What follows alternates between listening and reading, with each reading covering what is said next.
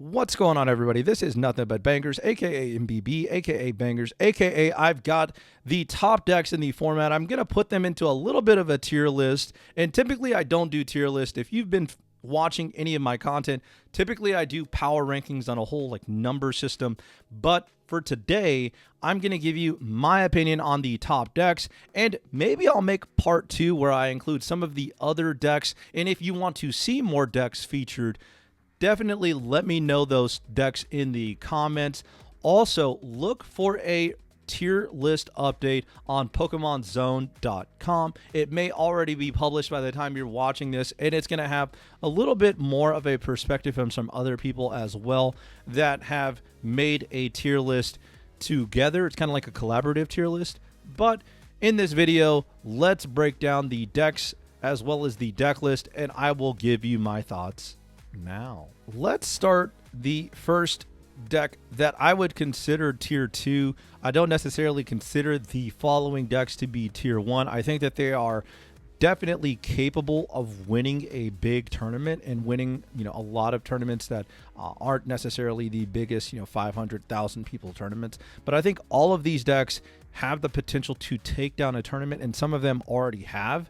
But I would still classify them as tier 2, as in they're not necessarily the best decks in my opinion, but they are obviously capable of beating the best decks and a lot of the other decks as well. But let's start with Charizard EX, and you'll notice that this deck features some new cards, some new technology that has ascended them into the next stage of our developing meta. Now, keep in mind, this meta is dynamic. What do I mean by dynamic?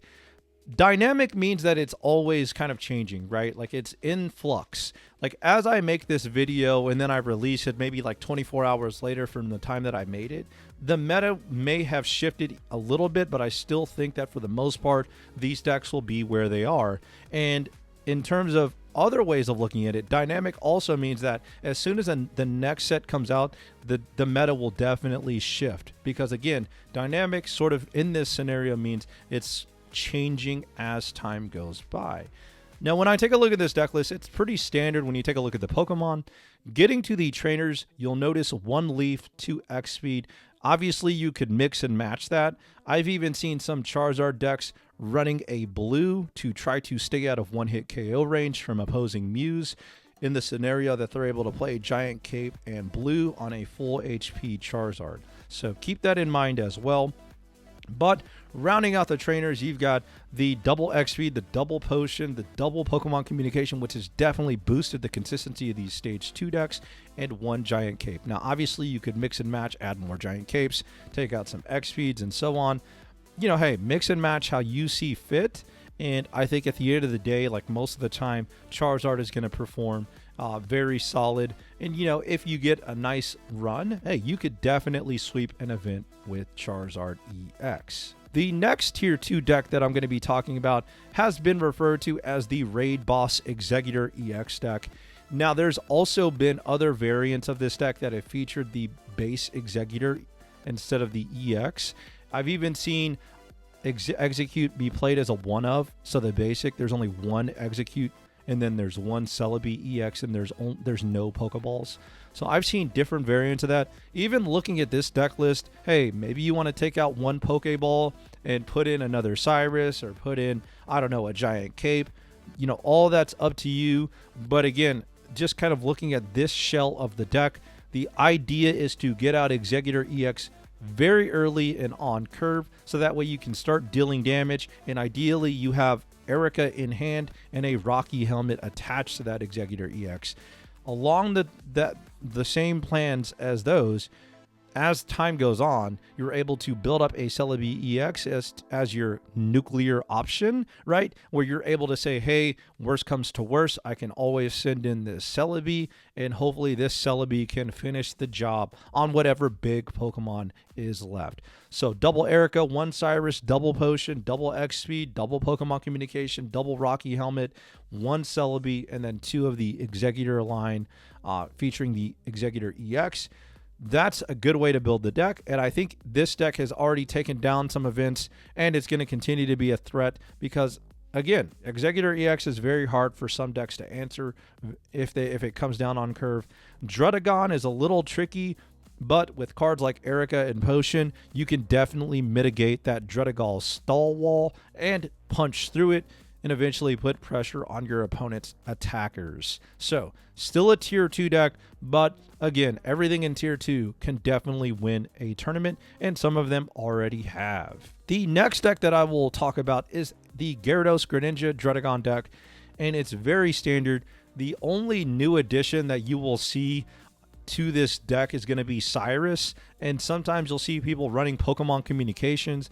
This deck is still very strong, especially if there's not going to be very many snipers. Now, this deck performed very well in the Ursa Day tournament, and I think part of that was because people were still getting used to the new meta, and so there weren't a lot of Hitmonlee, a lot of Electabuzz, and obviously Zebstrika has seen a dip in play rate, and those factors have led to Magikarp being able to safely evolve on curve into a Gyarados EX, and all of a sudden you've got to deal with that 180 HP Pokemon, and some decks struggle with that. Even Dark Zone struggles with it.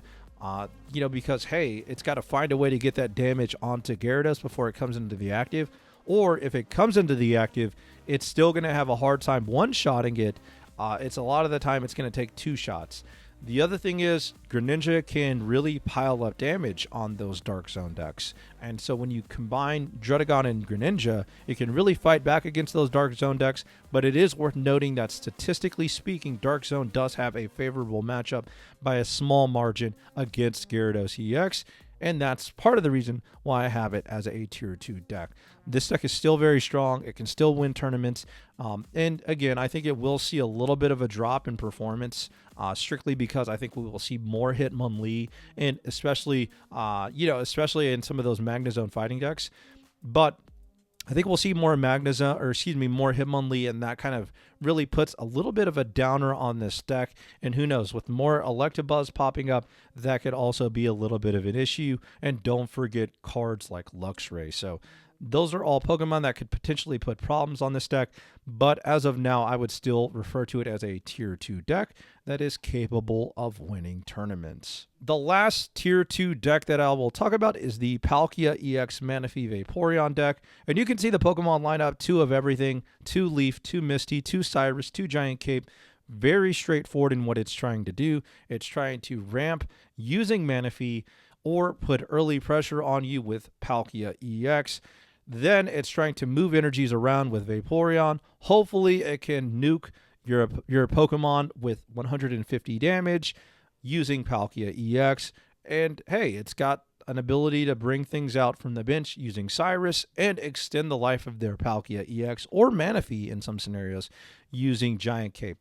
Very solid deck. And here's the thing: if you don't answer that Manaphy like very early, the Manaphy just kind of snowballs, and it snowballs out of control, and now you're going to have a hard time getting through that Palkia EX because it's just going to nuke everything that you put in the active. So like, this is a very tough deck once it gets started, but it does rely on that Manaphy getting into the active, or it relies on a Misty high roll. And the honest point is, Dark Zone just does a really good job dealing with this deck, right? Because when they attach an energy to their Darkrai, it's going to put 20 damage on that Palkia EX, and now that Palkia EX has 110 HP, or excuse me, 130 HP, and Magnezone can one-shot it because of the weakness. Now, cards like Giant Cape can 100% help with that, but the answer there is, hey, what if I just attach a second energy on my Darkrai? Now your Palkia is back within 1-hit KO range. So if you're playing this deck, I probably would lean more towards saving my Giant Cape to put on a Palkia EX in certain matchups. But sometimes using a Giant Cape on Manaphy is going to be the correct play, and Vaporeon is going to do a really good job facilitating how you move those energies around, but it will fall victim to being 1-hit KO'd by Magnezone as well. But let's get to the tier 1 decks, in my opinion, of the format. The first tier 1 deck that I'll talk about is one that I've talked about many times before. I'm sure you've heard of it. I'm not going to spend too much time on it. I've already put out even a video of me playing this deck because honestly, the deck is really good. It's just like, it's really good. It's arguably the best deck that we have seen in the entire history of this game. Okay, this deck is insane. And if you've played it, you know what I'm talking about. And if you've only played it for a few games and you're kind of downing it, continue jamming games with it. Like, it is very good. But obviously, you should know the strategy by now. Get that Magneton on the bench, start ramping it, and then when you're ready, evolve it to a Magnezone, move that Magnezone into the active, basically start sweeping, right? Because you've got that Magnezone damage, you got the Darkrai damage, and maybe Druddigon also did some damage before it got KO'd or before you switched it out to your bench. There's a couple of things that you can do with the trainers. I've seen some people playing Rocky Helmet as opposed to the Giant Capes. I'm not sure how I feel about that. I think I tried it and I liked it. It was decent. But again, Rocky Helmet would stack with Druddigon, so they're taking 40 damage for attacking your Druddigon. Very punishing. The double Cyrus, in my opinion, is non-negotiable, but some people are playing one, and then the one leaf could be up to 2 leaves, and the one Pokemon communication. So you've got some flexibility with this deck. Obviously, it's going to come down to personal preference and kind of what you think is going to matter more in your tournaments or in your gameplay. But again, this is arguably the best deck that we've seen in Pokemon Pocket so far. This deck was directly built to counter Dark Zone. So Dark Zone has a little bit of a trouble if it gets stuck behind a Druddigon wall. And, Greninja can help chip away a lot of damage onto the bench and onto the active. It can make Magnezone a lot worse because, Magnezone, if it doesn't evolve, it only has 80 HP at Magneton. And so if Magneton is sitting there ramping, you might be able to get 40 damage on it before it evolves into a Magnezone. And now that Magnezone is sitting at 100 HP, which is perfectly able to be KO'd by Darkrai and another Greninja Pink. So this deck does a really good job answering Dark Zone, but it can struggle against some of the other decks that I've mentioned specifically from Tier 2, right? Like against the Executor deck, this deck can probably struggle quite a bit because the damage ceiling is pretty low, and those Ericas and Potions, and Executor has a big body, can be a little bit of an issue. And again, one of the counters to this deck is going and sniping the bench Pokemon behind that Druddigon. So again, like, all of these decks have some weaknesses, but this deck was pretty much directly a result of trying to counter Dark Zone. And because of that, I've got it in the top tier because strictly it does counter Dark Zone pretty well, and it has pretty good matchups against the other decks, although again it will struggle with some of those grass decks. And hey, it could struggle against Charizard too if Charizard draws everything and flips heads with Moltres. So hey, you got to keep that in mind. Also, the Greninja Gyarados versus Greninja Darkrai is a little bit iffy as well because Gyarados can just come in and kind of like sweep everything, so that's also a little bit of an iffy matchup.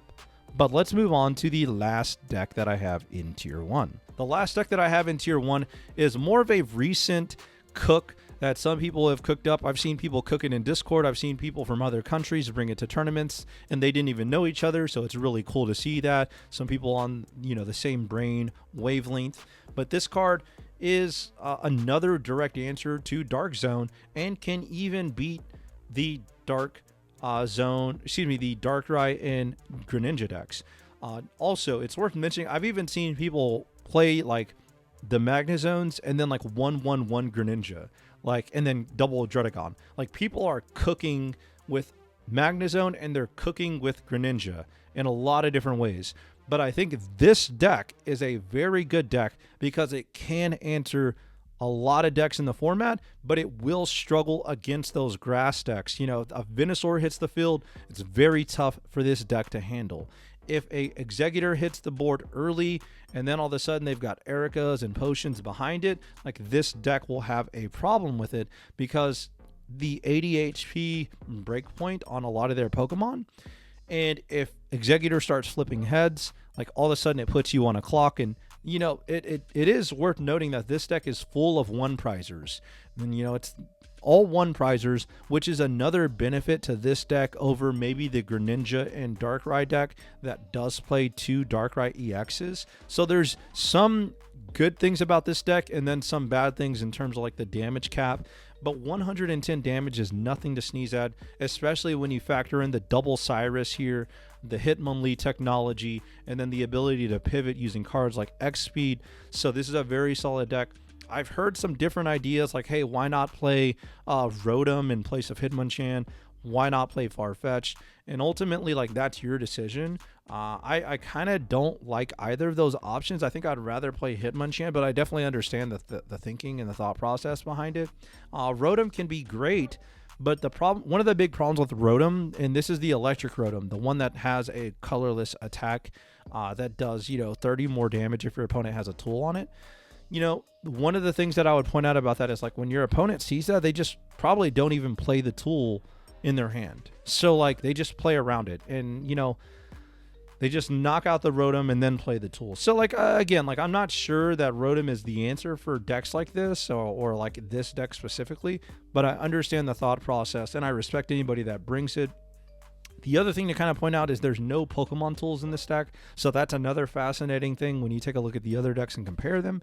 But I do think that this is the last deck that should be included in tier 1 as of right now, and all of this is subject to change, right? Like, who knows, maybe this weekend somebody brings some crazy cook to the big tournaments and all of a sudden we're saying, oh man, Dark Zone is solved, now we can beat it. So, like, that deck would definitely probably get scooted up to the tier 1s. Now, obviously, I missed a lot of decks that are not included in this video.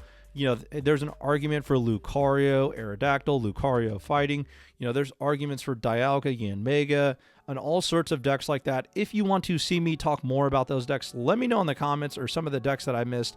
I could even talk about Bastion, Skarmory, stuff like that, but I think those decks typically fall tier 2 or lower. And honestly, I think that the decks that I just featured today are, for the most part, either better or have better matchups across the board. So that wraps up my first tier list video. I hope you enjoyed it. And again, thanks for taking time out of your day for me to be background noise. Maybe you learned something, or maybe it was entertaining. And until next time, I'll catch you later. Peace.